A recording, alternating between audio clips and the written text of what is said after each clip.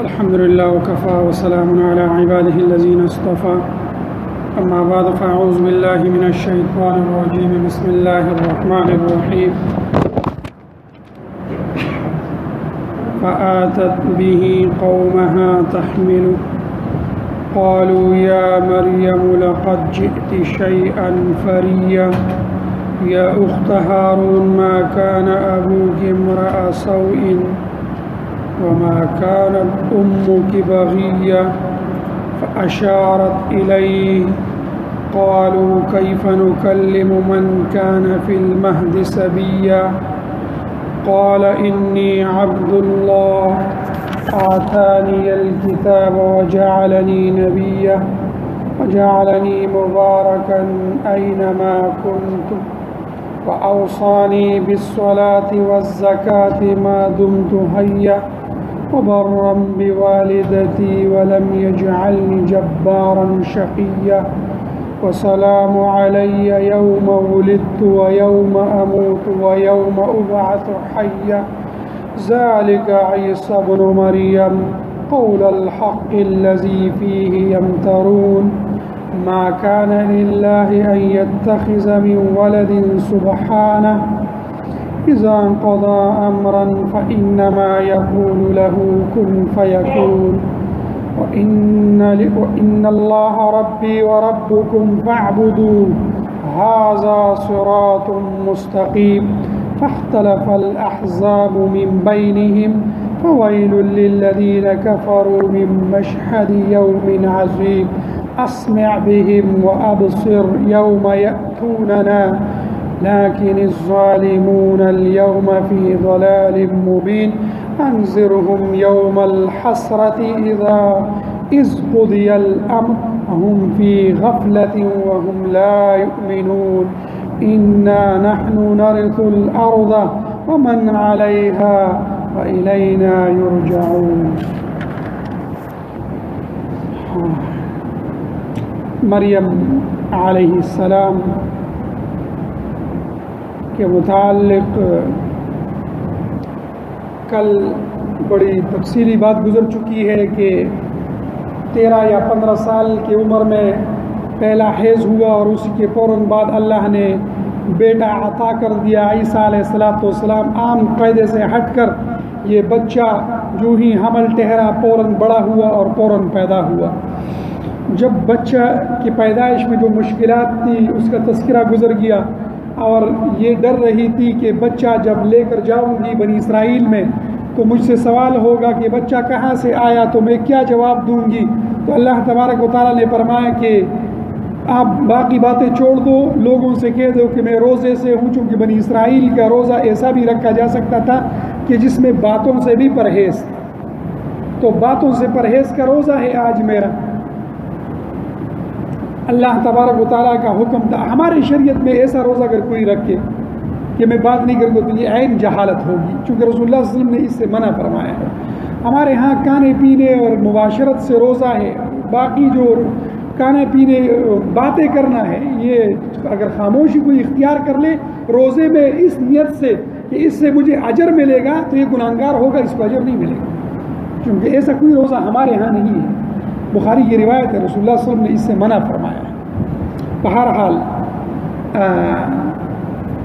وہ آخری جو نصیحت تھی مریم کو وہ یہی تھی کہ انی نظرت للرحمن صوما فلم اکلم اليوم انسیا، میں کسی انسان سے آج بات نہیں کروں گا، میں نے آج روزہ رکھا ہوا ہے. یہ اللہ نے اس کو نصیحت کر دی. آتے وقت بنی اسرائیل میں جب بچہ ہوگا تو ظاہر سی بات ہے ایک غیر شادی شدہ لڑکی کا بچہ گود میں اور پھر ایسی نیک خاندان میں بڑی تعجب کی بات ہے. تو بہرحال وہ لے آئی. فآتت به قومها تحمله، پھر لائی اس کو اپنے لوگوں کے پاس گود میں. قالوا یا مریم لقد جئت شیئا فریا، وہ اس کو کہنے لگے اے مریم تو نے کی یہ چیز طوفان کی. فریا بڑی چیز کو کہتے ہیں، بہت بڑا طوفان. یعنی بیٹا ایک غیر شادی شدہ لڑکی کے گود میں یہ جھوٹ کا بہت بڑا طوفان ہے جو تم لے کر آئی ہو۔ فوراً بدگمان ہو گئے، جس چیز کا اسے ڈر تھا وہی ہوا، کہنے لگے کہاں سے یہ بچہ تمہارے گود میں؟ تو آگے کہہ دیا یا اخت ہارون، اے ہارون کی بہن، ما کان ابوک امرأ سوء، اے ہارون کی بہن نہ تھا تیرا باپ برا آدمی، وما کانت امک بغیہ، اور نہ تھی تیری ماں بدکار۔ ہارون کی بہن، چونکہ ہارون دو باتیں ہیں، یا تو ہارون علیہ السلام کی طرف نسبت ہے جو پہلے گزر چکے ہیں، چونکہ انہی کی نسب میں سے تھی، ہارون علیہ السلام کی نسب میں سے تھی، تو عام طور پر جو بڑا بزرگ گزرا ہو تو خاندان کی نسبت اس کی طرف کی جاتی ہے، تو اس بڑے بزرگ کی طرف نسبت کر دی گئی کہ وہ اتنا پاک باز آدمی تھا، نبی تھا، اسی کی نسب میں ہو، تمہارے گود میں یہ چیز، اور ایک تمہاری ماں بھی بدکار عورت نہیں تھی، نیک عورت تھی جس نے نظر مانی تھی تمہاری بیت اللہ کے لیے، تو تم بیت المقدس کے لیے، تو تم یہ کام کیسے کر سکتی ہو؟ کہ ویسے عام قاعدے میں چونکہ نیک اور صلحاء کے گھر میں ایسے واقعہ کا پیش آ جانا یہ زیادہ محل تعجب ہے، یعنی عام معاشرے میں ایسا ہو جانا بھی تعجب کی بات ہے، غلط بات، لیکن نیک اور صلحاء کے گھر اور انبیاء کی نسبت اور انبیاء کے گھر میں ایسا ہو جانا یہ زیادہ تعجب کی بات ہے۔ تو اسے وہ اپنی نسبت یاد دلا دی کہ تمہارے باپ کی طرف کی نسبت ہارون کی طرف ہے۔ یہ دوسری روایت ایسی بھی ہے، کچھ صحیح روایات ملتی بھی ہے کہ ہارون اس کا بھائی تھا جو وہ تھا نیک آدمی تھا، بہت صالح اور نیک آدمی مشہور تھا، تو اس نیک آدمی کی طرف نسبت کر دی گئی کہ یہ تمہارا بھائی کیسا نیک آدمی ہے، تمہاری ماں ایسی نیک عورت تھی کہ تمہاری نظر مانی تھی، تو پھر تم نے یہ کام کیسے کیا؟ فَأَشَارَتْ إِلَيْهِ، پھر ہاتھ سے بتلایا اس لڑکے کو، قَالُوا كَيْفَ نُكَلِّمَ مَنْ كَانَ فِي الْمَهْدِ صَبِيًّا، ہم کیوں کر بات کرے اس شخص سے کہ وہ ہے گود میں لڑکا۔ مریم علیہ السلام نے اللہ کے نصیحت کے مطابق بچے کی طرف اشارہ کر دیا گود میں کہ اس سے پوچھو کہ یہ کہاں سے آیا۔ جب بچے کی طرف اشارہ کیا کہ بچے سے پوچھو تو لوگوں نے تعجب کا اور زیادہ اظہار کر دیا اور کہا کہ خود جواب دینے سے تو قاصر ہو، اب ہمیں بچے کی طرف نسبت کرتی ہو، جو بچہ گود میں ہے وہ کیسے بولے گا؟ یعنی یہ اور تعجب کی بات ہے کہ خود جواب نہیں دے رہی ہو اور ہمیں یہ کہہ رہی ہو کہ بچے سے پوچھو، تو بچے سے کیسے پوچھے؟ بچے نے گود میں تو بولنا نہیں ہے۔ جب یہ مکالمہ چل ہی رہا تھا اتنے میں عیسیٰ علیہ السلام جو بچپن میں ہے اور گود میں ہے بول پڑے، اور بڑا تفصیلی کلام ہے یہاں پر عیسیٰ علیہ السلام کا۔ قال انی عبد اللہ، وہ بولا میں بندہ ہوں اللہ کا، آتانی الکتاب، مجھ کو اس نے کتاب دی ہے، وجعلنی نبیا، اور مجھ کو اس نے نبی کیا۔ دیکھو یہاں قرآن کے کلام پر غور کرو، اور عیسیٰ علیہ السلام کا پہلا کلمہ جو زبان سے نکلا ہے وہ کیا نکلا ہے؟ انی عبد اللہ، میں اللہ کا بندہ ہوں۔ یہ سب سے پہلا کلام جو گود میں عیسیٰ علیہ السلام نے ایک دن کے بچے نے کی ہے، یہ پہلا کلمہ بھی چنا ہوا ہے کہ آئندہ عیسیٰ علیہ السلام کی نسبت عیسائی خدا ہونے کا دعویٰ کریں گے تو پہلا کلمہ کیا نکلا؟ انی عبد اللہ۔ میرے بارے میں کہیں یہ عقیدہ نہ بنا لینا مستقبل میں کہ میں کوئی خدا ہوں یا خدا کا بیٹا ہوں، میں اللہ کا بندہ ہوں۔ سب سے پہلا کلمہ کیا؟ میں اللہ کا بندہ ہوں، یہ چنا ہوا ہے کہ یہ عقیدہ نہ بنا لینا کہ میں خدا کا بیٹا ہوں یا خدا ہوں۔ اس لیے سب سے پہلا کلمہ انی عبد اللہ، آتانی الکتاب وجعلنی نبیا، اور مجھے کتاب دے دی گئی ہے انجیل، اور میں اللہ کا نبی ہوں۔ یہودیوں کو بھی بتایا گیا کہ تم لوگ جو میری مخالفت کرو گے اس سے باز آ جاؤ، میں اللہ کا نبی ہوں۔ وجعلنی مبارکا، اور بنایا مجھ کو برکت والا، اینما کنت، جس جگہ میں ہوں، وأوصانی بالصلاة والزکاة ما دمت حیا، اور تاکید کی مجھ کو نماز کی اور زکوٰۃ کی جب تک میں رہوں زندہ۔ یعنی مجھے اللہ نے برکت دے دی ہے نبی بنا کر، اور مجھے وصیت کی ہے، تاکید کی ہے کس چیز کی؟ نماز کی اور زکوٰۃ کی، جب تک کہ میں زندہ رہوں۔ میں نماز پڑھتا رہوں گا اور میں زکوٰۃ دیتا رہوں گا۔ وبرا بوالدتی، اور نیک سلوک کروں اپنی ماں سے، ولم یجعلنی جبارا شقیا، اور نہیں بنایا مجھ کو زبردست بدبخت۔ یعنی اور دوسرا حکم مجھے ایک حکم تو اللہ نے یہ دے دیا کہ نماز پڑھوں اور زکوٰۃ دیتا رہوں جب تک کہ زندہ رہوں، جب تک سانس چلتا رہے حکم نماز کا ہے اور زکوٰۃ کا ہے۔ وہ پیر اور وہ جو گدھا نشین ہے، جو اولیاء کی جگہوں پر بیٹھے لوگوں کی نمازیں معاف کروا دیتے ہیں پیسے لے کر، ان کو سوچنا ہوگا کہ یہ نبی ہے، اور نبی کیا فرماتے ہیں؟ مجھے نماز کا حکم ہے جب تک کہ میں زندہ رہوں۔ وہ نماز جو نبی کو معاف نہیں ہے، وہ پیر اور مرید کہاں سے معاف کر سکتے ہیں؟ یہ جہالت کی انتہا ہے۔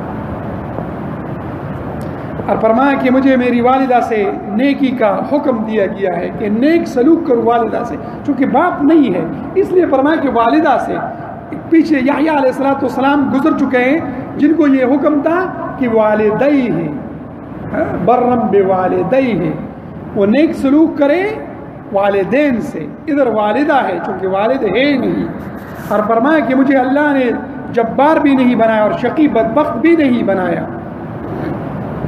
والسلام علی یوم ولدت، اور سلام ہے مجھ پر جس دن میں پیدا ہوا، ویوم اموت، اور جب مروں، ویوم ابعث حیا، اور جس دن اٹھ کھڑا ہوں زندہ ہو کر۔ پہلے بھی یحییٰ علیہ السلام کی نسبت یہی کلمہ نقل ہوا تھا کہ سلامتی ہو یحییٰ پر پیدائش کے وقت، موت کے وقت اور قبر سے اٹھتے وقت، چونکہ یہ تین موقع ہیں انسان کی سختی کے۔ پیدائش کے وقت انسان پر سختی ہوتی ہے، اس لیے عیسیٰ علیہ السلام کے بارے میں رسول اللہ صلی اللہ علیہ وسلم نے فرمایا کہ ہر انسان جب پیدا ہوتا ہے وہ روتا ہے، کیونکہ انسان اس کو یوں انگلی چباتا ہے، یوں کرتا ہے، شیطان اس کو تنگ کرتا ہے، وہ اس وجہ سے روتا ہے۔ اور عیسیٰ علیہ السلام کو اللہ نے اس سے محفوظ کیا۔ عیسیٰ علیہ السلام کو شیطان قریب نہیں جا سکتا۔ اور دوسرا یہ کہ موت کے وقت، یعنی جب موت کی کیفیت طاری ہوگی، یہ بھی سختی کی وقت ہے، تو اس وقت بھی سلامتی ہوگی۔ اور جب قبر سے اٹھے گا تو وحشت کا ایک منظر ہوتا ہے، تو اس وقت بھی اللہ کی رحمت ہوگی، سلامتی ہوگی۔ ذالک عیسیٰ بن مریم، یہ ہے عیسیٰ مریم کا بیٹا، قول الحق، سچی بات ہے، الذی فیہ یمترون، جس میں لوگ جھگڑتے ہیں۔ عیسیٰ علیہ السلام کے متعلق جو کچھ اللہ نے یہاں بیان کیا یہی سچ اور حق ہے۔ ایسے ہی وہ پیدا ہوا، اللہ نے فرشتے کے ذریعے روح پھونکی ہے، اور عام قاعدے کے مطابق وہی پیدا ہوا، اور وہی عیسیٰ علیہ السلام اللہ کا بندہ ہے، اللہ کا بیٹا نہیں۔ وہی عیسیٰ علیہ السلام اللہ کا نبی ہے، اس کے علاوہ کچھ نہیں۔ اور یہی سب کچھ عیسیٰ علیہ السلام کے بارے میں جو بیان ہوا یہ حق اور سچ ہے۔ اس کے بعد جو کچھ لوگوں نے بنایا ہے وہ ان کے اپنے قصے اور کہانیاں ہیں۔ ما کان للہ ان یتخذ من ولد، اللہ ایسا نہیں کہ رکھے اولاد، سبحانہ، وہ پاک ذات ہے۔ اذا قضى امرا فانما يقول له كن فيكون، جب ٹھہرا لیتا ہے کسی کام کا کرنا سو یوں کہتا ہے اس کو کہ ہو جا، وہ ہو جاتا ہے۔ اللہ کا بیٹا ہو، اللہ اس سے پاک ہے۔ کیوں اللہ اس سے پاک ہے؟ اللہ نے اس کی دلیل بیان کی ہے۔ اللہ ایسا ہے کہ جب کسی کام کا ارادہ کر لے تو صرف اتنا کہہ دیتا ہے کن فیکون، وہ ہو جاتا ہے۔ یعنی بیٹا محتاجی کی علامت ہے، وہ انسان کے مشکل میں کام آتا ہے، کمزوری میں کام آتا ہے۔ اللہ کو کس چیز کی ضرورت ہے؟ وہ تو ایسا ہے کہ کن فیکون ہے۔ اور ایک بات یاد رکھنا، کن فیکون مجھے اور آپ کو سمجھانے کے لیے ہے کہ اللہ ایک کام کا ارادہ کرتا ہے تو اس کو کہہ دیتا ہے کن، کہ ہو جا، تو وہ ہو جاتا ہے۔ یہ مجھے اور آپ کو الفاظ سمجھانے کے لیے، ورنہ اللہ کے ارادے کا نام وجود ہے۔ اللہ الفاظ کا بھی محتاج نہیں، اللہ لفظ کن کا محتاج نہیں ہے کہ کسی کام کے لیے کن کہہ دے، اس کی کوئی ضرورت نہیں ہے۔ اللہ ارادہ فرما لے، اس ارادے کو وجود بخش دیا جاتا ہے۔ وہ الفاظ کا محتاج نہیں ہے ہمارے اور آپ کی طرح۔ تو اللہ تبارک و تعالیٰ نے فرمایا کہ بیٹا تو کمزوری کی علامت ہے، میں تو بیٹا اور اولاد سے پاک ہوں، میرا کہاں سے بیٹا ہوگا؟ إِنَّ اللَّهَ رَبِّي وَرَبُّكُمْ فَاعْبُدُوهُ، کہاں بے شک اللہ ہے میرا اور تمہارا رب، سو بندگی کرو اس کی۔ هَذَا صِرَاطٌ مُسْتَقِيمٌ، یہ ہے راہ سیدھی۔ رسول اللہ صلی اللہ علیہ وسلم نے سارا کا سارا بیان کرنے کے بعد، ان کے اقوال نقل کرنے کی بیان کرنے کے بعد کیا فرمایا؟ توحید کی دعوت دی کل انسانیت کو، اور فرمایا کہ اللہ میرا بھی رب ہے، تمہارا بھی رب ہے، اسی کی عبادت کرو، اسی کی بندگی کرو، اللہ کے سوا کسی کی بندگی نہیں ہوگی۔ عیسیٰ کی بندگی چھوڑ دو، عیسیٰ علیہ السلام کی بندگی چھوڑ دو، ایک اللہ کی بندگی ہوگی پوری کائنات میں۔ وَهَذَا صِرَاطٌ مُسْتَقِيمٌ، یہی سیدھی راہ ہے، توحید کا راستہ یہی سیدھی راہ ہے، اس سے ادھر ادھر مت ہو۔ فاختلف الاحزاب من بینہم، پھر جدا جدا راہ اختیار کی فرقوں نے ان میں سے۔ فویل للذین کفروا من مشہد یوم عظیم، سو خرابی ہے منکروں کو جس وقت دیکھیں گے ایک دن بڑا۔ یہ سیدھا راستہ تھا کہ اللہ کی عبادت ہوتی اور عیسیٰ علیہ السلام کی نبوت پر ایمان لے آتا، یہ سیدھا راہ تھا۔ لوگوں نے اس سیدھے راستے کو چھوڑ کر مختلف کے عقائد بنا لیے عیسیٰ علیہ السلام کے۔ کسی نے کہہ دیا عیسیٰ خدا ہے، کسی نے کہا اللہ کا بیٹا ہے، کسی نے کیا عقیدہ بنا لیا اور کسی نے کیا عقیدہ بنا لیا۔ اللہ رسول اللہ صلی اللہ علیہ وسلم نے فرمایا کہ ان چیزوں کو چھوڑ دو۔ ایک بات یاد رکھنا کہ یہ بات سچ ہے کہ صراط مستقیم توحید والا ہے، اس کے بعد جو کچھ لوگوں نے کیا ہے وہ ان کی اپنی راستے ہیں، اور ہلاکت ہے ان کافروں کے لیے جب بڑا دن دیکھیں گے، یعنی قیامت کے دن جب دیکھیں گے کہ ہم نے ایک باطل عقیدہ بنایا تھا، تو اس دن بڑی خرابی ہوگی۔ اسمع بہم وابصر، کیا خوب سنتے اور دیکھتے ہوں گے۔ یوم یأتوننا، جس دن آئیں گے ہمارے پاس۔ لیکن الظالمون اليوم فی ضلال مبین، پر بے انصاف آج کے دن صریح بہک رہے ہیں۔ یعنی قیامت کے دن کیا ہی اچھا سنیں گے اور دیکھیں گے۔ حق تو یہ تھا کہ دنیا میں دیکھتے اور سنتے اور حق کو قبول کر لیتے، آج سننے اور دیکھنے کا کیا فائدہ؟ آج قیامت کے میدان میں خوب سنیں گے اور خوب دیکھیں گے، لیکن آج دیکھنے کا کیا فائدہ؟ جس دن ظالم اپنے ظلم کے شکار ہو جائیں گے اور توبے کے دروازے ہمیشہ کے لیے بند ہو جائیں گے، تو اب دیکھنے اور سننے کا فائدہ کیا ہے؟ وَأَنذِرْهُمْ يَوْمَ الْحَسْرَةِ، اور ڈر سنا دے ان کو اس پچھتاوے کے دن کا۔ اِذْ قُضِيَ الْأَمْرُ، جب فیصل ہو چکا ہوگا کام۔ وَهُمْ فِي غَفْلَةٍ وَهُمْ لَا يُؤْمِنُونَ، وہ بھول رہے ہیں اور وہ یقین نہیں لاتے۔ یعنی ان کو حسرت اور افسوس والے دن سے ڈرا دیجئے جس دن فیصلہ ہو چکا ہوگا کہ جنت والے جنت میں جائیں، جہنم والے جہنم میں جائیں، اور یہ غفلت میں ہے آج دنیا کی زندگی میں اور ایمان نہیں لے کر آئیں گے، کل پچھتائیں گے۔ جناب رسول اللہ صلی اللہ علیہ وسلم نے اس آیت کی خود تشریح فرمائی ہے۔ اب بخاری کی روایت ہے، جناب رسول اللہ صلی اللہ علیہ وسلم فرماتے ہیں، ابو سعید خدری فرماتے ہیں کہ رسول اللہ صلی اللہ علیہ وسلم نے فرمایا کہ ایک مینڈا لایا جائے گا جنت اور جہنم کے درمیان، اور جنتیوں سے پوچھا جائے گا یہ کیا چیز ہے؟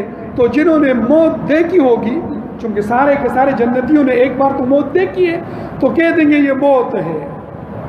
پھر جہنمیوں سے سوال ہوگا یہ کیا چیز ہے؟ تو جہنمی کہیں گے یہ موت ہے، چونکہ موت دیکھ چکے ہو کے۔ پھر رسول اللہ صلی اللہ علیہ وسلم فرماتے ہیں جنت اور جہنم کے درمیان اس کو ذبح کر دیا جائے گا۔ جب موت کو ذبح کر دیا جائے گا تو اعلان ہوگا کہ جاؤ جنت والے آج ہمیشہ کی جنت میں داخل ہو جاؤ، اب کبھی موت نہیں آئے گی، اور جہنم والے ہمیشہ کے لیے جہنم میں داخل ہو جاؤ، اب کبھی موت نہیں آئے گی۔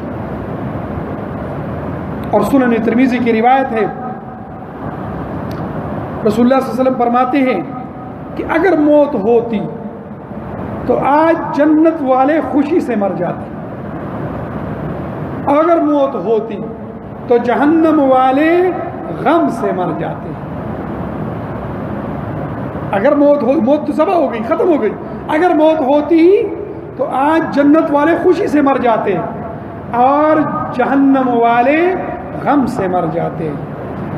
اور ابن ماجہ کی روایت ہے، اس روایت میں تو ہے بخاری کی روایت میں کہ جنت اور جہنم کے درمیان ذبح کر دیا جائے گا، اور ابن ماجہ کی روایت ہے کہ پل صراط کے اوپر ذبح کر دیا جائے گا، چونکہ جو میدان حشر کی سمجھ آتی ہے وہ یوں ہوگا، اس کے بعد پھر جہنم کے اوپر پل صراط، پھر اس کے پار جنت ہے، تو پھر بھی ان دونوں کے درمیان ہو گیا۔ پل صراط تو جہنم کے اوپر سے گزرتا ہے، تو پھر بھی جنت اور جہنم کے درمیان آ گیا، پل صراط اس کے اوپر ہے، تو اس کے اوپر بھی ذبح ہو تو بھی درمیان میں آ گیا، اس کے درمیان ذبح۔ بہرحال سورہ نبا میں آتا ہے یا لیتنی کنت ترابا، یقول الکافر یا لیتنی کنت ترابا، کافر کہیں گے اے کاش ہم مٹی ہوتے، اے کاش ہم مٹی ہوتے۔ انا نحن نرث الارض، ہم وارث ہوں گے زمین کے، ومن علیہا، اور جو کوئی زمین پر ہے، وإلینا یرجعون، اور وہ ہماری طرف پھر آئیں گے۔ یعنی اللہ تبارک و تعالیٰ نے فرمایا جب قیامت کا دن ہوگا تو ہم زمین کے وارث ہوں گے، یعنی یہ جو ملکیتیں ہیں کہ میرا گھر تیرا گھر، میری گاڑی تیرا گھر، تیری گاڑی میری جائیداد تیری جائیداد، یہ ختم ہو جائے گی، سب کچھ کا وارث میں ہوں۔ زمین پر جو کچھ ہے اس کا وارث کون ہے؟ اللہ۔ جو کچھ زمین پر ہے اس سب کچھ کا وارث اللہ، یعنی عام تصرف بھی ختم ہو جائے گی۔ آج تو مجھے اور آپ کو تصرف کا اختیار حاصل ہے، جب قیامت کا دن ہو جائے گا تو یہ اختیار بھی سلب ہو جائے گا، اب تصرف کا کل اختیار اللہ کے پاس ہوگا۔ اللہ قیامت کے سختیوں سے ہماری حفاظت کرے۔ الحمد للہ رب العالمین والعاقبۃ للمتقین والصلاۃ والسلام علی خاتم الانبیاء والمرسلین۔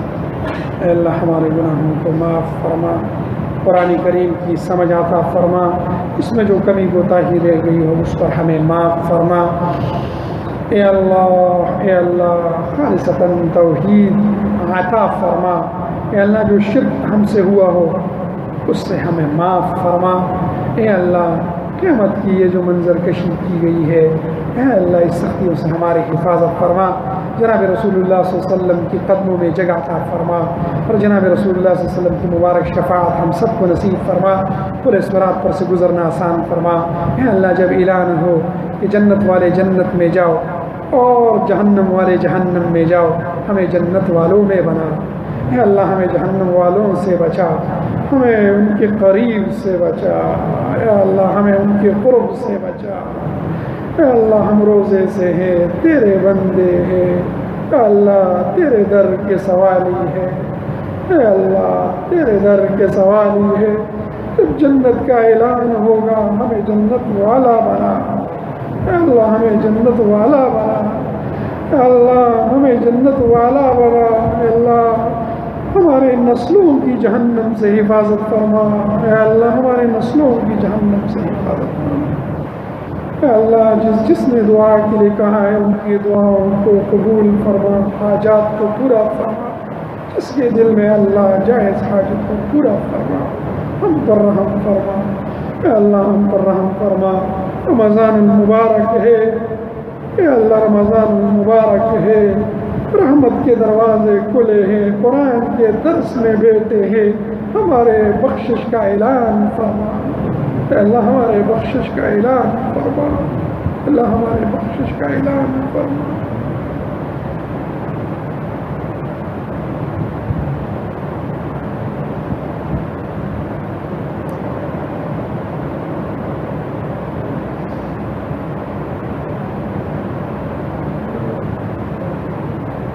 صلی اللہ تعالی علی خیر خلقہ وعلی آلہ واصحابہ اجمعین۔